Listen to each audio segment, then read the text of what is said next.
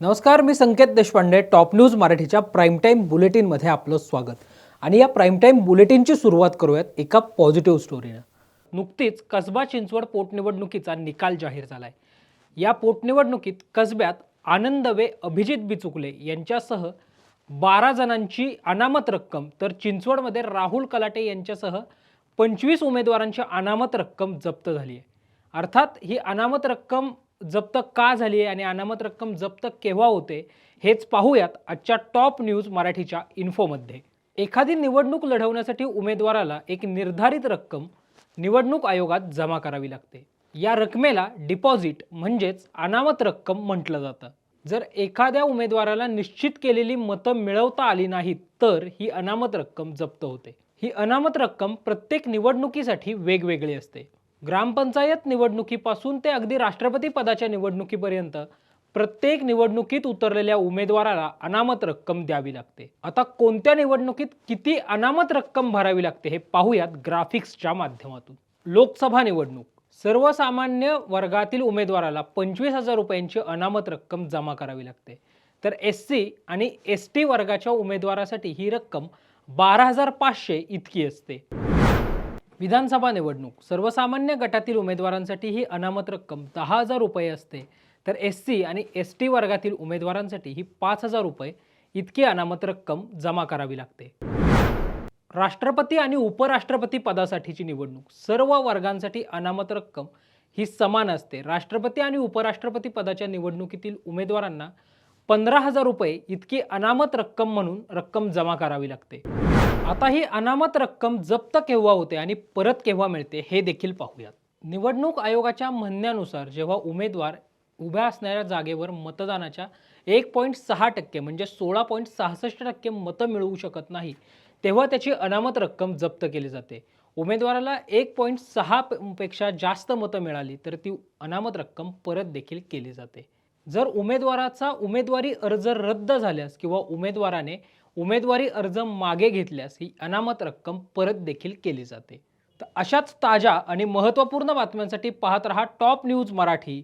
आपला महाराष्ट्र आपली बातमी. आणि टॉप न्यूज मराठी चॅनल आता जिओ टीव्हीच्या OTT प्लॅटफॉर्मवर, तेही 24 तास.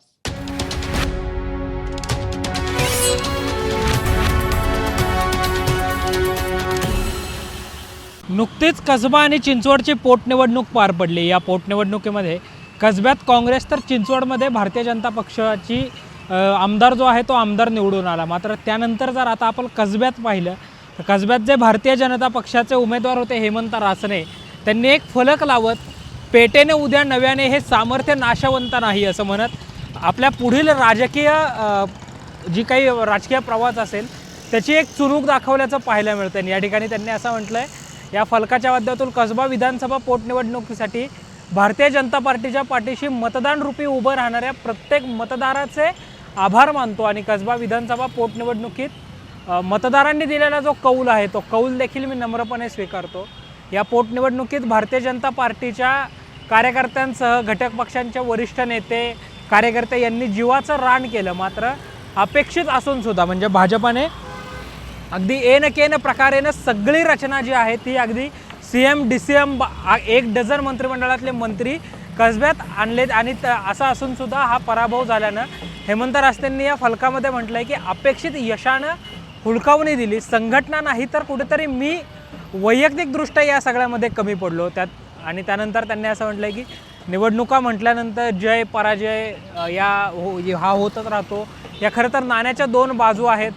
भारतीय जनता पक्षानं अनेक विजय मिळवले तसेच पराभवही पदरी पडले. मात्र पुन्हा एकदा निश्चितच आम्ही भरारी घेऊ आणि भारतीय जनता पार्टीसह मी आपल्या सदैव सेवेत तत्पर असेल. नेहमीप्रमाणे मला कधी हाक देऊ शकता असं देखील हेमंत रासने यांनी म्हटलं. आणि शेवटी जाता जाता त्यांनी असं म्हटलं की पुनश्च एकदा सर्व मतदारांचे आभार जे आहेत, सर्वांचे मनपूर्वक धन्यवाद जे आहेत ते देखील यामध्ये हेमंत रासने यांनी मांडलेत. एकंदरीतच कसबा आणि चिंचवडची पोटनिवडणूक जी आहे ही पोटनिवडणूक जाहीर झाल्यापासूनच विविध कारणांनी चर्चेत होती. आरोप प्रत्यारोप झडत होते. मुख्यमंत्री उपमुख्यमंत्र्यांनी कसब्यामध्ये विशेष लक्ष घातलं होतं कारण सुरुवातीपासूनच टिळक परिवाराला उमेदवारी न दिल्यामुळे काहीच्या नाराजीच्या चर्चा सुरू झाल्या होत्या. मात्र त्यानंतर या चर्चा देखील क्षमल्या आणि त्यानंतर आता ही निवडणूक झाल्यानंतर इथे काँग्रेसचे रवींद्र धंगेकर जायंट किलर ठरत त्यांनी हेमंत रासनेंचा पराभव केला आणि त्यानंतर हेमंत रासनेंनी आता मतदारांना आपल्या भावनिक साथ जी आहे ती साथ घातली आहे। आता 2024च्या निवडणुकीच्या दृष्टिकोनातून देखील पेटेनं उद्या नव्याने हे सामर्थ्य नाशवंत नाही असं देखील हेमंत रासने म्हटलेत। आजच भाजपची पराभवासंदर्भात चिंतन करण्यासाठीची बैठक देखील आहे। आता भाजपा आगामी काळात कशी वाटचाल करणार कसब्यामध्ये हेच पाहणं महत्त्वाचं असेल। कॅमेरा पर्सन शिवाजी साळुंकेसह संकेत देशपांडे, टॉप न्यूज मराठी, पुणे।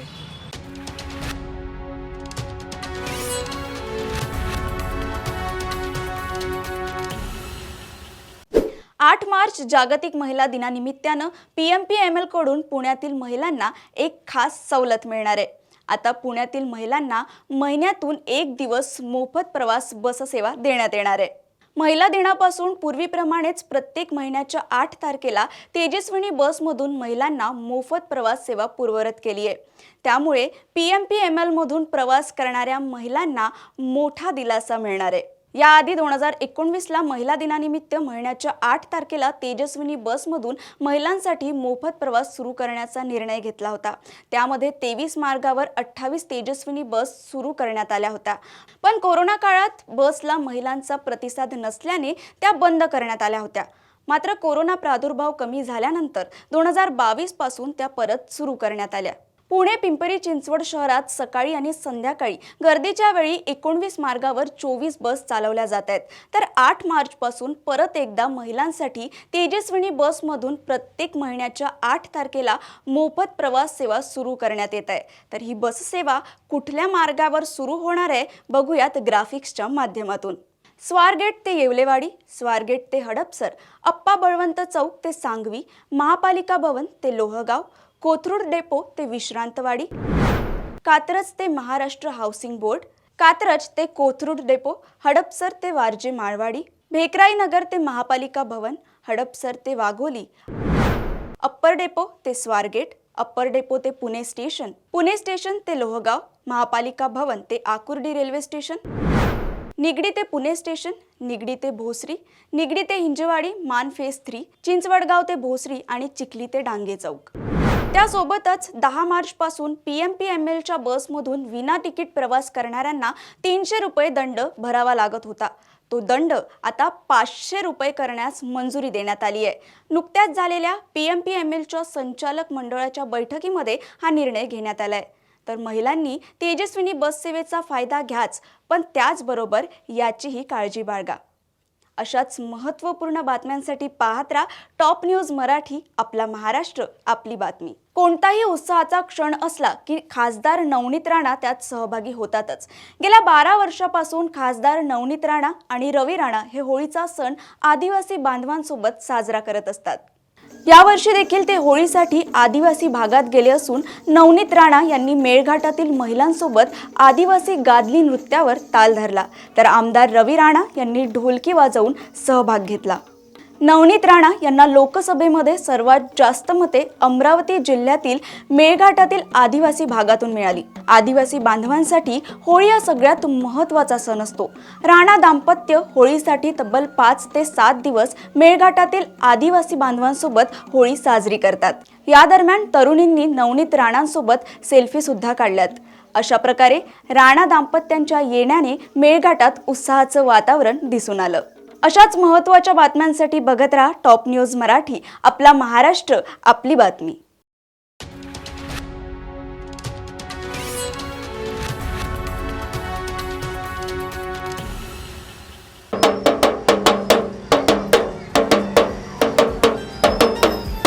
अगदी 1 दिवसावर येऊन ठेपलाय। त्यानंतर धुलीवंदन आहे, रंगपंचमी आहे, त्यामुळे बाजारात एक वेगळाच उत्साह दिसतोय।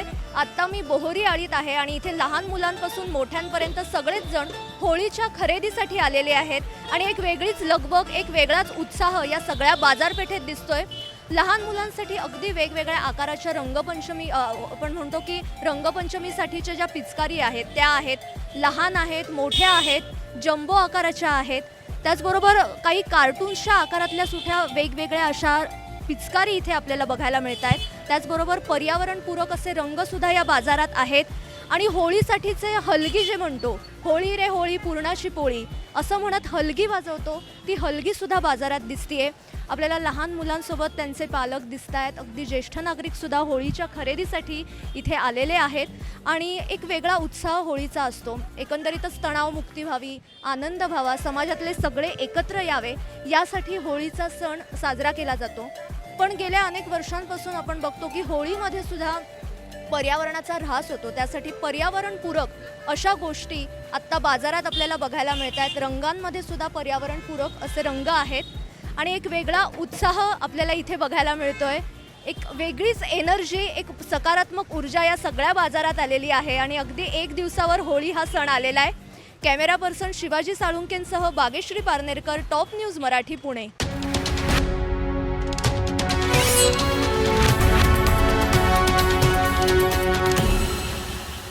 सगळ्या राज्याचं लक्ष ज्या कसबा आणि चिंचवड विधानसभेच्या पोटनिवडणुकीकडे होतं, तिथे कसब्यामध्ये ऐतिहासिक असा निकाल लागलेला आहे आणि रवींद्र धंगेकर इथे आता नवीन आमदार म्हणून निवडून आलेत आणि संपूर्ण राज्यात आत्ता याच नावाची चर्चा आहे. आणि आत्ता आपल्यासोबत आहे त्यांची पत्नी प्रतिभाताई धंगेकर. नमस्कार ताई. ताई, ऐतिहासिक असा निकाल आहे, सध्या सगळीकडे चर्चा आहे. आता निकाल लागल्यानंतर तुमच्या काय भावना आहेत? खूप आनंद होतो आहे. निकाल लागला त्याचं चांगलं वाटतं आहे. खुश आहे मी आणि एक अभिमान पण वाटतो आहे. राजकारणाची काही पार्श्वभूमी तुमच्या घरात किंवा इकडे सासरच्या घरात काही आहे का? दोन्ही घरांमध्ये राजकीय काहीच पार्श्वभूमी नाही. हे जे काय आहे ते शून्यातून उभं केलेलं आहे साहेबांनी. म्हणजे तुमच्या घरात प्रथम जर कोणी राजकारणात असेल तर भाऊच आहेत, बरोबर. मग त्याआधी म्हणजे घराची बॅकग्राऊंड काय आहे? मी तर एक सर्वसामान्य कुटुंबातून आले आणि माझे सासरे शेतकरी होते आणि आज भाऊंना पण खूप आवड आहे शेतीची. अच्छा, म्हणजे वेळ मिळेल तेव्हा भाऊ पण शेती करतात? म्हणजे सकाळी फोनवर सगळे चालू असतं, अपडेट घेणं किंवा काही इन्स्ट्रक्शन्स देणं आणि उत्तम शेती करतात भाऊ. अच्छा, म्हणजे आमदारकीच्या मागे, या आमदार चेहऱ्याच्या मागे एक शेतकरीसुद्धा दडलेला आहे. हो, शेतकरी पण आहे. आता प्रचारात तुम्ही आत्ता या पोटनिवडणुकीच्या उत्तम साथ दिली, म्हणजे तुम्ही घरोघरी जाऊन अनेक महिला भगिनींशी बोललात. तर याआधी कधी तुम्ही असं प्रचारात उतरला होता का? हो, 25 वर्ष भाऊ नगरसेवक आहेत. म्हणजे माझं लग्न झालं तेव्हा पहिली निवडणूक लढवली होती आणि प्रत्येक प्रचारात मी त्यांच्याबरोबर असते. तर बऱ्याच महिलांशी माझा संपर्क आहे. आणि आत्ता निवडणुकीच्या काळातच म्हणजे प्रचार सुरू होता तेव्हाच तुमची ॲनिव्हर्सरी होती, लग्नाचा वाढदिवस होता. तर त्याविषयी काय सांगाल? तो तुम्ही आत्ता कसा सेलिब्रेट केला? हो, 23 फेब्रुवारी 1997ला 96ला माझं लग्न झालं. आता 26 पूर्ण होऊन 27वं लागलं. त्या दिवशी तर आम्ही दोघंही विसरलो ॲनिव्हर्सरी प्रचाराच्या गडबडीत. पण ज्यांना माहिती होतं माझ्या मुलाने शुभेच्छा दिल्या आम्हाला आणि मग नंतर आत्ता 2 तारखेला केक कापून सेलिब्रेट केलं आम्ही निकाल लागल्यानंतर संध्याकाळी. म्हणजे तुम्हाला ॲनिव्हर्सरीचं गिफ्ट काय मिळालं? तर ते आमदार म्हणून निवडून आले, हेच ते गिफ्ट आहे असं आपण म्हणूया. हो, माझ्या आयुष्यातलं सगळ्यात मोठं गिफ्ट त्यांनी मला हे दिलेलं आहे. आणि तुमचं जेव्हा लग्न ठरलं म्हणजे 96 साली तुमचं लग्न झालं, तर त्यावेळेस भाऊंची राजकीय कारकीर्द सुरू झाली होती का? नुकतीच सुरू झाली होती. त्यावेळी भाऊ शिवसेनेचे शाखा प्रमुख होते आणि माझ्या लग्नाची सुपारी फुटली आणि 8 दिवसांनी भाऊंना कसबा विधानसभा प्रमुख हे पद मिळालं आणि मग नंतर छान प्रवास सुरूच झाला. म्हणजे एक लक्षात घेतलं तर म्हणजे त्यावेळेस लग्न ठरल्यावर 8 दिवसांनी ते कसब्याचे विधानसभेचे प्रमुख झाले आणि आता 8 ते 10 दिवसांनी ते आमदार म्हणून निवडून आलेत. म्हणजे तुमची ॲनिव्हर्सरी, तुमच्या लग्नाचा वाढदिवस हा लकी ठरला आहे. आणि एक गोष्ट अशी मला इथे शेअर करावीशी वाटते की 5 निवडणुका झाल्या महानगरपालिका आणि त्या 5ही निवडणुकांचे निकाल माझ्या लग्नाच्या वाढदिवसा दिवशीच लागलेले आहेत, 23 फेब्रुवारीलाच. ते प्रत्येक वेळी मला ते गिफ्ट आहे. म्हणजे आता पुढच्या लग्नाच्या वाढदिवसाला काय होणार असं विचारायला पाहिजे. पण आता राजकारण 24 तासाची ड्युटी, म्हणजे तुम्हाला रात्री अपरात्री फोन आला तरी सगळ्यांना जावं लागतं किंवा भाऊ तर जात असतील. तर घरची आघाडी मग कसे सांभाळतात ते? घरी कसा वेळ देतात? त्यातून पण देतात वेळ ते घरी. जेव्हा जेव्हा वेळ मिळेल तेव्हा तेव्हा छान गप्पा मारतात. असं खेळकर वातावरण असतं आमच्या घरामध्ये. आणि म्हणजे आता ते सगळ्या जनतेमध्ये लोकप्रिय आहेत किंवा सर्वसामान्यांमध्ये वावरणारे म्हणून भाऊ फेमस आहेत. म्हणजे घरची आघाडी पूर्णपणे तुम्ही सांभाळताय. हो, असं आमचं आधी ठरलेलंच होतं. ज्यावेळी लग्न झालं तेव्हाच आम्ही ठरवून घेतलं होतं की घर पूर्णपणे 100% मी सांभाळणार आणि बाहेरचं समाजकारण 100% त्यांनी सांभाळायचं आणि आम्ही दोघंही यशस्वी आहोत त्याच्यामध्ये. आणि आता तुम्ही आमदाराची पत्नी म्हणून ओळखल्या जाणार आहेत, तर आमदाराची पत्नी म्हणून भाऊंकडनं काय अपेक्षा आहे? नाही, असं काय अजून तर काय अपेक्षा नाही आहेत त्यांच्याकडून. जे आहेत ते सगळं व्यवस्थित सुरळीत छान चाललं आहे, असंच पुढेही राहू देत, असं हीच अपेक्षा आहे, बाकी काही नाही अपेक्षा. आणि बायको म्हटली की एक अपेक्षा असते, एक हट्ट असतो, काहीतरी गिफ्ट मिळावं, कुठेतरी बाहेर फिरायला घेऊन जावं. तशी एक बायको म्हणून काय अपेक्षा आहे? माझं स्वप्न आहे आता की त्यांनी मला काश्मीरला नेलं पाहिजे, म्हणजे बाकी काय मागणं नाही आहे त्यांच्याकडे. भाऊंनी आता काश्मीरला तुम्हाला फिरायला न्यायला पाहिजे. आता तुम्ही भाऊंची इतकी वर्षांची कारकीर्द आहे, जवळजवळ 30 वर्षांचा प्रवास आहे सगळा, तर या प्रवासात अनेक भावनिक क्षण पण आले असतील, म्हणजे अनेक जण भाऊंना भेटायला येतात, तर असे लक्षात राहिलेले काही क्षण आहेत का? हो, आत्ता 3 वर्षांपूर्वी मी आणि माझ्या मुलाने त्यांना एक चेन गिफ्ट केली होती वाढदिवसाला. तर एक मुलगी एक 4 तास येऊन बसली, गावाकडची असेल, ते पण ओळखत नव्हते, तर तिला फी भरायला पैसे नव्हते. आणि भाऊंनी आता आमचं राजकारण असल्यामुळं दिवाळी पण असते आणि शिमगा पण असतो, तर त्यावेळी भाऊंकडे नसतील, तर त्यांनी पटकन ती चैन काढून दिली आणि ती मोडून जे काही पैसे आले ते तिची फी भरली. आणि 1-2 जणं दवाखान्यासाठी पण बसले होते, तर ते पैसे त्यांना दिले. पण मला ह्याचा खूप अभिमान वाटला की म्हणजे जरी गिफ्ट दिलेलं असलं तरी ते योग्य, त्यांनी त्याचा योग्य उपयोग केला. आणि तुमचा मुलगा आता किती वर्षाचा आहे, तो काय करतो? माझा मुलगा आता 20 फेब्रुवारीला 18 पूर्ण होऊन 19ावं लागलं. तो BBAच्या फर्स्ट इयरला MIT कॉलेजला आहे. आता घरातलं असं वातावरण आहे किंवा आता भाऊंकडे अनेक लोक येतात, तर त्याचं काय म्हणणं असतं, म्हणजे त्याच्या काय भावना आहेत? त्याचं काय नाही, त्याला पण अभिमान वाटतो वडिलांचा की अरे एवढे मोठे वडील एवढं काम करतात, आणि तो म्हणतो की मला वडिलांसारखंच काम करायचं आहे. अच्छा, म्हणजे पुढे मागे तोही राजकारणात येऊ शकतो. शकतो. आता यापुढे म्हणजे आता या निवडणुकीत तर तुम्ही भाऊंना प्रचंड साथ दिलेली आहे, म्हणजे प्रचाराचं आपण बघतोच आहे, पण आता यापुढे तुमच्या काय म्हणजे काय अजेंडा आहे, काय करणार आहात तुम्ही पुढे? आता भाऊंना अशीच साथ देणार आहे मी. काही महिलांचे प्रश्न असतील प्रभागातले ते सोडवणार आहे, मदत करणार आहे, आणि घर तर सांभाळतेच आहे मी. आणि या सगळ्या प्रचारातल्या या दिवसांमध्ये तुम्ही एकत्र प्रचार केला का, किंवा किती वेळ तुम्ही भेटला? आम्ही एकत्र प्रचार कधीच केला नाही. नारळ फुटल्यापासून ते शेवटची प्रचारापर्यंत नाही. मी माझं हाऊस कंप्लीट केलं. भाऊंनी पदयात्रेमध्ये भाऊ होते. आम्हाला एकत्र असा प्रचार कधीच करायला मिळाला नाही. पण विजयी रॅलीमध्ये मी थोड्या वेळ भाऊंबरोबर होते. ते व्हिडिओ सगळ्यांनी बघितला. आणि बाईक रॅलीमध्ये आम्ही तुम्हाला पाहिलं. बरोबर. आणि जेव्हा निकाल घोषित झाला तेव्हा घरी काय प्रतिक्रिया होती, म्हणजे सासूबाईंची काय प्रतिक्रिया होती, घरी तुम्ही कसं सेलिब्रेशन केलं? माझ्या सासूबाई अत्यंत साध्या आहेत. त्यांना जर विचारलं तुम्ही की मुलगा तुमचा एवढा मोठा आमदार झाला कसा आहे, काय नाही, ते एकदम शांत असतात, काही नाही. पण आनंद एक आईला असतोच. तर आम्ही सगळेजण खुश झालो.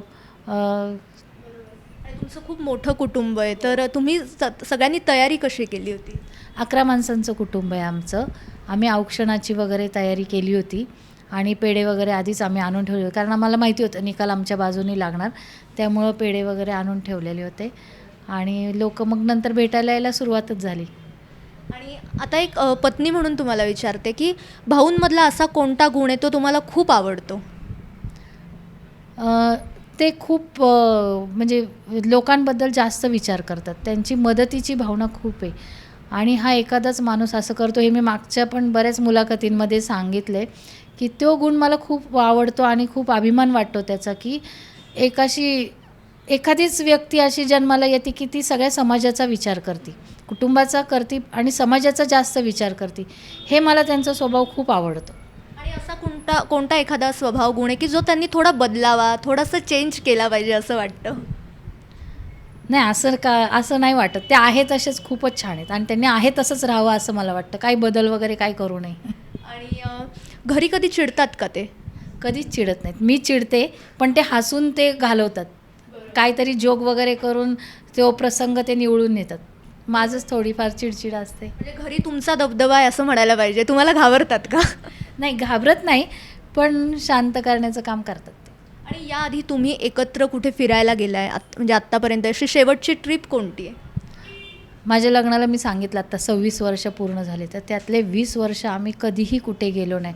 आजपर्यंत एकही सिनेमा, एकही नाटक आम्ही बरोबर बघितलेलं नाही आहे. आणि जेव्हा माझा मुलगा 8वीमध्ये होता तेव्हा तो म्हणायचा की आई सगळ्यांचे पालक सुट्टीमध्ये नेतात मुलांना. मग त्याच्यानंतर आम्हाला पहिल्या वेळी त्यांनी बालाजीला नेलं होतं, तिरुपती बालाजीला. आणि मग त्याच्यानंतर 1-2 वेळा आम्ही बालाजीलाच गेलो. मग नंतर आता 2 वर्ष 3 वर्ष झालं अजून कुठे गेलोच नाही. आणि आता झालं तुम्ही म्हटलात तसं काश्मीरला जायची इच्छा आहे. भाऊंना कुठल्या गोष्टीचा असा पटकन राग येतो असं काही आहे का? नाही, राग येतच नाही त्यांना. डोक्यावर बर्फ, जिभेत साखर, जिभेवर साखर असेच आहेत ते. आणि मला तरी वाटतं की ते नाही रिॲक्ट होत. जरी येत असेल मनात कुठल्या गोष्टीचा, पण कधी असं दाखवत नाहीत ते राग आले, कधीच नाही.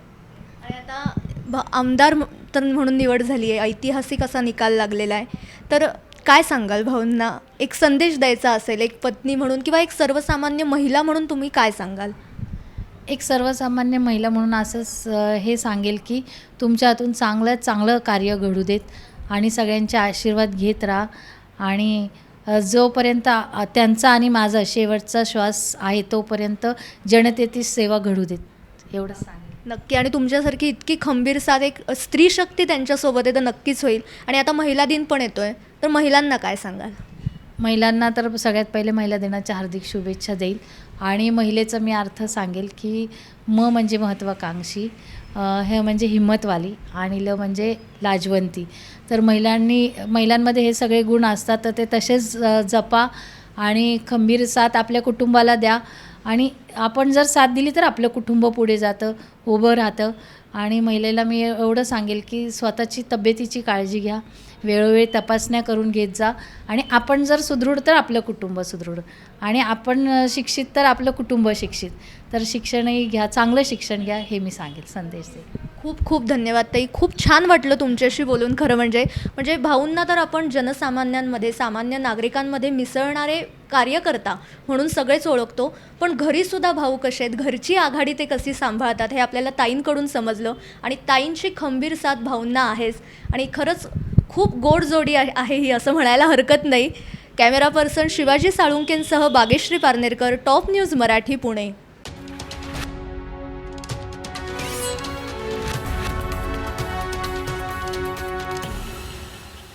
आपण ज्या लोकप्रतिनिधींना म्हणजे आमदारांना निवडून देतो त्यांना त्यांच्या कामाचा किती मोबदला मिळतो याविषयी अनेकांना उत्सुकता असते. तर आमदारांना लाखाहून अधिक पगार मिळतो, शिवाय भत्तेही मिळतात आणि माजी आमदारांना निवृत्ती वेतनही मिळतं. आमदारांना नेमका किती पगार मिळतो पाहूयात आजच्या टॉप न्यूज इन्फोमध्ये. सर्वसामान्य नोकरदार कर्मचारी वर्ग जसा दर महिन्याला पगार कमवतो तसंच राजकीय लोकप्रतिनिधींचंही आहे. आपण निवडून दिलेल्या आमदारांना महिन्याकाठी तब्बल 1,82,000 वेतन मिळतं. तर महागाई भत्ता 21% म्हणजे 30,974 रुपये इतका मिळतो. त्याशिवाय फोन बिल, टपाल, संगणक चालक अशा अन्य सुविधांसाठीही त्यांना भत्ते दिले जातात. असं मिळून त्यांचं निव्वळ एकूण वेतन 2,40,973 रुपयांच्या वर जातं. कोविड काळात यात 30% कपात करण्यात आली होती. एकदा आमदार म्हणून निवडून आलं आणि 5 वर्ष जरी काम केलं तरी आयुष्यभराची पेन्शन या लोकप्रतिनिधींना सुरू होते. आमदारांना मिळणाऱ्या वेतनाचं विभाजन कसं आहे पाहूयात ग्राफिक्सच्या माध्यमातून. आमदारांना कसा मिळतो पगार? वेतन 1,82,000, महागाई भत्ता 21% म्हणजे 30,974, दूरध्वनी 8,000 रुपये, टपाल 10,000 रुपये, संगणक चालक 10,000 रुपये, एकूण वेतन दरमहा 2,41,174 रुपये.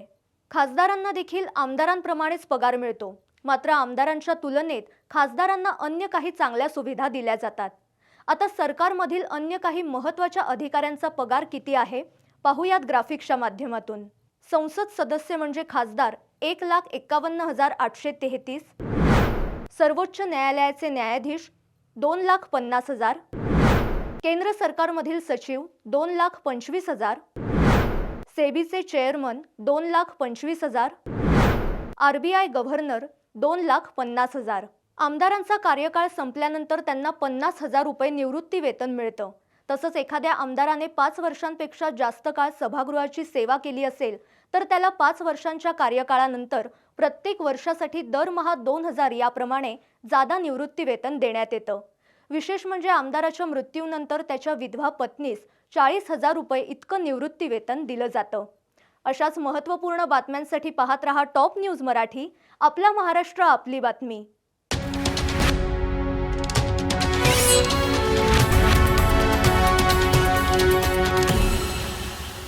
तर हे होतं आजचं प्राईम टाईम बुलेटिन.